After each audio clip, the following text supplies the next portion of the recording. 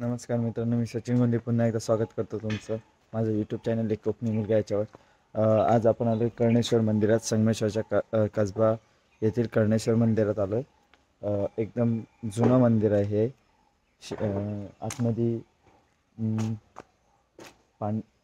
पांडवकालीन कर्णेश्वर मंदिर संगमेश्वर कसबा असं मंदिर आहे। तिथे लिहिलेलं आहे तसं त्या बॅनरवर। हे आतमध्ये शिवलिंग आहे। आपण आतमध्ये जाऊन परत ते बघणार आहे शिवलिंग वगैरे। पण मंदिराची रचना वगैरे खूप भारी आहे। दगडावर पूर्ण कोरीव काम आहे आणि प्रत्येक स्तंभावर कोरीव काम आहे। खूप छान मंदिर आहे। संगमेश्वरमध्ये आल्यानंतर हे एक मंदिर खूप म्हणजे असं बघण्यासारखं मंदिर आहे। म्हणून आपण आता मंदिराच्या आतमध्ये जातो। हे बघा, बाहेरून मूर्ती जशा दाखवल्यात तसंच हे दरवाजाच्या इथे कीर्तिमुख आहे। गाभाऱ्याच्या म्हणजे दरवाजात एंट्री केल्यावर ह्या वरती आतमधले असलेल्या नक्षीकाम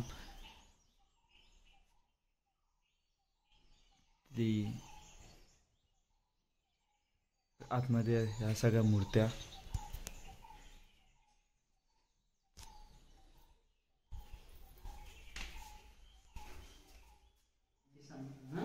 काय नाव? ओंकार चव्हाण, सचिन गोंडे, श्रेयस चव्हाण, अनिरुद्ध सागवेकर। हात जोडा। या पुढील भावपूर्ण भक्तीपूर्ण दर्शन घेतले, कर्णेश्वर पूजा केली, प्रार्थना केली, मान्य करून घ्या। सुख शांती समृद्धी आनंद लाभून दे। जे काही तुमच्या मनात इच्छा आहेत, मनोकामना आहेत, सगळ्यांच्या पूर्ण करा। अडीअडचण काय असेल दूर करा। असे सेवा करून या, कृपा दृष्टी ठेवा। ओम नमः पार्वती पदे हर हर महादेव। आता हे मंदिर आहे ना, कोल्हापूरचं महालक्ष्मी मंदिर, ज्योतिबा, खिद्रापूरचं शिव मंदिर, नाशिकचं त्र्यंबकेश्वर, कबिकी हेमाडपंथी कर्णेश्वर। हात हातोडाने छळीन तयार केले। त्याला लोकल लाकूड सिमेंट मशिनरी वापरलेली नाही। आज पार्वती माता आहे, शिवाय शिव पार्वती आहे। हा पार्वतीचा 5वा कळस आहे, घागर आहे आणि 5व्या घागरीवरती शिव पार्वती आहे म्हणून इथे पूजा करायची। हे बघा, शंखांच्या कळ्या बनवल्या आहेत म्हणून आपल्या घरातले देवाऱ्यातले शंख वाजतात, झाडावरच्या कळ्या फुलतात, त्याला ब्रह्मतत्व म्हणतात। म्हणून शंखांचा संशय घ्यायचा नसतो। शंख वाजतात, कळ्या फुलतात, त्याला ब्रह्मतत्व म्हणतात। ते बघा, ब्रह्मदेव आहेत, पलीकडे सूर्यदेव आहेत, नंतर दर्शन घ्या। म्हणून या मंदिरला मगर आहे, मगरीवरती मंदिर आहे म्हणजे ह्याला संपूर्ण प्रश्न चालते। नंतर बघा, उजव्या साईडला मगरीवरती मंदिर आहे, इकडून संपूर्ण जायचं, प्रदक्षिणा घालायची, परत आला तिथेच खाली उतरायचं।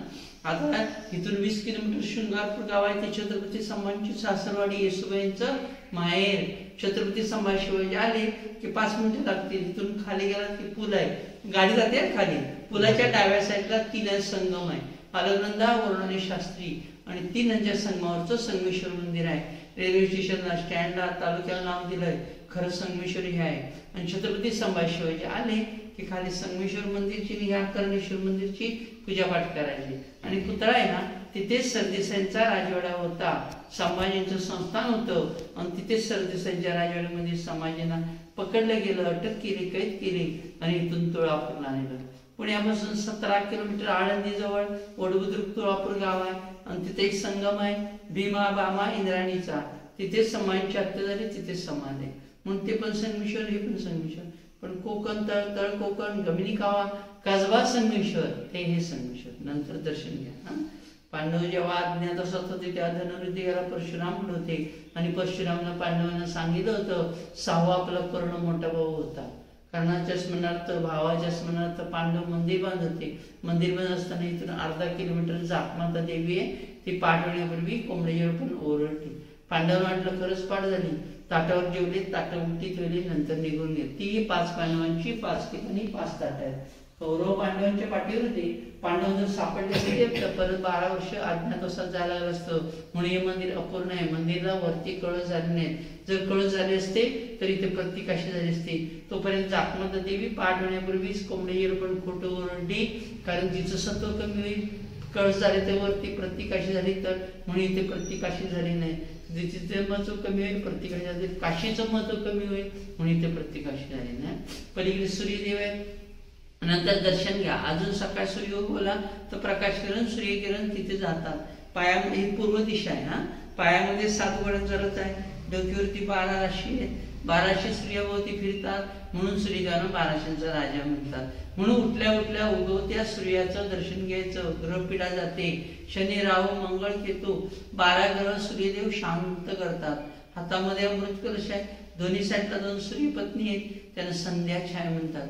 म्हणून सूर्यपासून कुंतीबद्दल कर्णाचं कर्णेश्वर, पांडवांचा मोठा भाऊ कर्ण. नमस्कार पार्वतीपदे हर हर महादेव. मगरीवरती मंदिर आहे, सूर्यदेवता आहे. आणि बघा रस्त्याने खाली गेलात ना तर पूल आहे. पुलाच्या डाव्या साईडला 3 संगम आहे.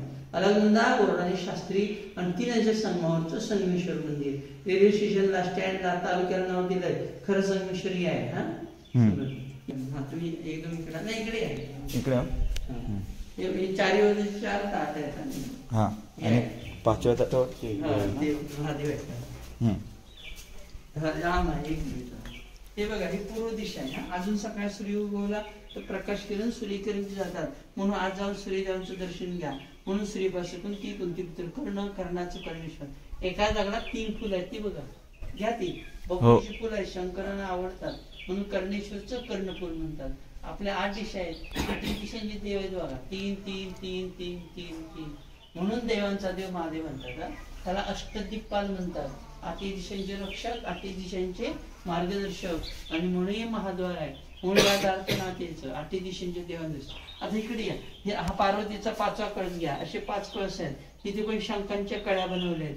हे नरकासूर, कीर्तिसूर आहेत. दिवाळीला आपण पायाखाली मारतो ना, तेच ते. राक्षसांचं आणि शंकरांचं युद्ध झालं. राक्षसांनी शरणागती पत्करली आणि शंकरांकडे काय मागितलं? कायमचं पायाखाली स्थान मागितलं. श्राद्ध आणि भक्ती. म्हणजे राक्षस पण शिवभक्त होते, पण यांना पाय लावून आत यायचं. आता या पुढे. आतापर्यंत 10 अवतार झाले, 10 अवतार झाले. इकडे या. मोबाईल आडीमूर्ती दिसली विष्णूची? हो पाहिली. आडीमूर्ती घेतलीत ना? नाही, तिकडे जाऊ नका, घ्या. नाही, त्याच्यावरती 10 अवतार घ्या. आडव्या मूर्तीच्या वर पहिला मत्स्य मासा दिसला. आडव्या मूर्तीवर इकडे या. इकडे या. हे बघा, वर पहिला मत्स्य मासा दिसला का बघा. हा दिसला. कुर्म, कासव, वराह, नरसिंह, वामन, परशुराम, राम, कृष्ण, बौद्ध आणि कलंकी. हे बघा, सगळे घ्या ते. तुमच्याकडे पाय आहेत, 8 डोकं आहेत. म्हणून म्हटलं तुम्हाला तुमच्या पाय. आणि हे 8 दिशांचे देव आहे. हे बघा, आता फिरवा कॅमेरा. 3 3 3 3 3 8 दिशांचे देव आहेत. म्हणून याला अष्टदिक्पाल म्हणतात. कुठे बघायला नाही मिळत. 8 दिशांचे देव आहेत बघा. अरे 8 दिशांचे देव. या बाबांना सांगा. आता इकडून घ्या तरी चालेल, इकडून जा, कुठे इकडून घ्या. हे सूर्यदेवाचं मंदिर. हे बाजूला तुझं काय काम आहे? बघितलं आताच आपल्याला त्या पुजाऱ्यांनी माहिती सांगितली या मंदिराची. किती मंदिराचे म्हणजे मोठी माहिती आहे. पांडवांच्या काळातलं मंदिर आहे हे सूर्यदेवाचं मंदिर. ते झालं आणि त्याच्यानंतर आता आम्ही पुढे एक संगमेश्वर, ज्याच्यामुळे संगमेश्वर ह्या एरियाला संगमेश्वर असं नाव पडलं. असं संगम, त्या 3 नद्यांचा संगम त्यांचं, तो खाली आम्ही तिथे जाणारच आता. आणि बाजूचं मंदिर वगैरे परिसर, कोरीव काम खूप भारी आहे. नक्की विजिट करा.